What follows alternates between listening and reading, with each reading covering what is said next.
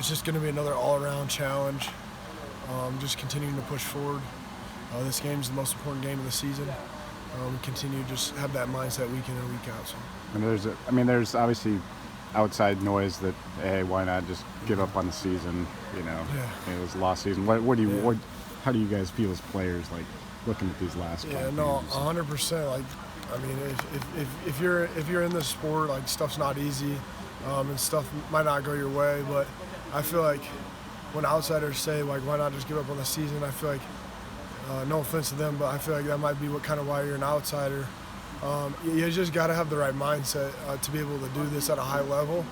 And I'm not saying everyone is built for this, and if you don't play football, you're lazy or anything like that. I feel like it's so applicable to anything you do in life. Like if you're just gonna give up when stuff gets hard, I just feel like that's not the right way to look at things. And so right now, I mean, me and I can speak personally, just me and the defense. Like we're just looking at it as another opportunity to go out there and have fun, play together. Because again, like you got to put in perspective, like this team's only going to be together one time. So just being able to play with some great guys, and just be able to go out there and leave it all on the field no matter what. So. And I mean, I know you don't want to be a 4-8 team. You came back, you didn't come back to go 4-8, right?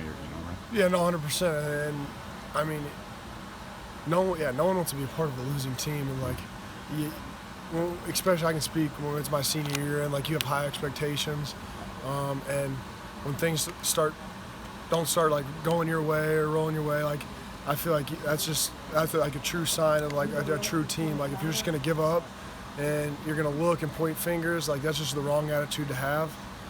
But you just gotta find like the good in the little things, man. Like going out to practice today and just getting to be around some of these scout guys that just bring energy, and the GAs on the scout field just screaming at us, just trying to get us going. And I look around and I got all these guys, like all my defense, like Joe Evans and like Logan Lee, Noah Shannon, John Wagner. I'm not gonna list everyone by name, but like you just look around and these dudes are just flying around and having fun. I mean that fills a little bit of sometimes the disappointment.